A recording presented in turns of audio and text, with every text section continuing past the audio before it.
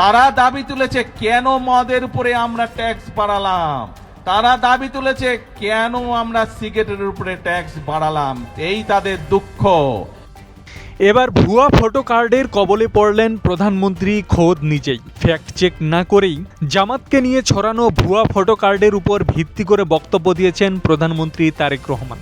আজ 13 জুন শনিবার দুপুরে কক্সবাজার সদরের পিএম খালির পাতলিখাল পুনঃখনন উদ্বোধন শেষে আয়োজিত পথসভায় প্রধান অতিথির বক্তব্য রাখেন তিনি। পথসভায় প্রধানমন্ত্রী বাজেটের উপর বক্তৃতা রাখার সময় বিরোধী দল জামাতকে উদ্দেশ্য করে তিনি বলেন, 20 কোটি জনগণ যারা দেশের মালিক, আপনাদের কাছে আমি বিচার দিয়ে যাচ্ছি।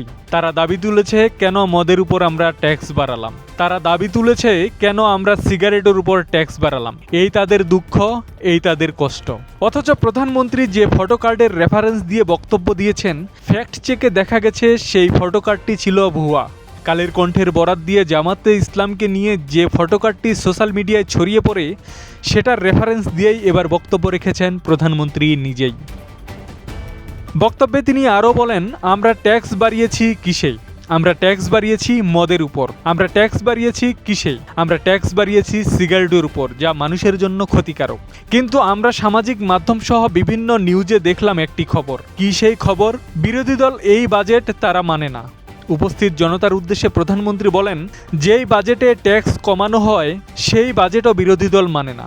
যেই বাজেটে মদের দাম, সিগারেটের দাম বাড়ানো হয় সেই বাজেটও বিরোধী দল মানে না। তিনি বলেন, তাদের লক্ষ্য দেশের বা দেশের মানুষের পাশে থাকা নয়, তাদের লক্ষ্য উদ্দেশ্য দেশের মধ্যে অস্থিতিশীল অশান্তি পরিবেশ তৈরি করা। উল্লেখ্য, গত 11 জুন জাতীয় সংসদে পাশ হয় 2026-27 অর্থ বছরের 9,38,000 কোটি টাকার বিশাল অঙ্কের বাজেট। যে বাজেট ছিল বেশিরভাগ ঋণ নির্ভর ও উচ্চাভিলাষী। সেই বাজেটকে গণবিরোধী ও লুটপাটের বাজেট আখ্যা দিয়ে সাথে সাথে বিক্ষোভ করে ঢাকা মহানগরী জামাতের নেতাকর্মীরা।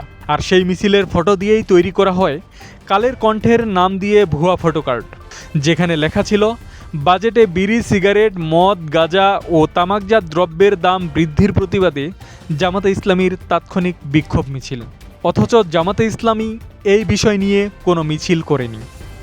এর আগে আজ বেলা 11টার দিকে বাবার স্মৃতিবিজড়িত পাতলিখালের পুনঃখনন কাজের উদ্বোধন করেন প্রধানমন্ত্রী তারেক রহমান।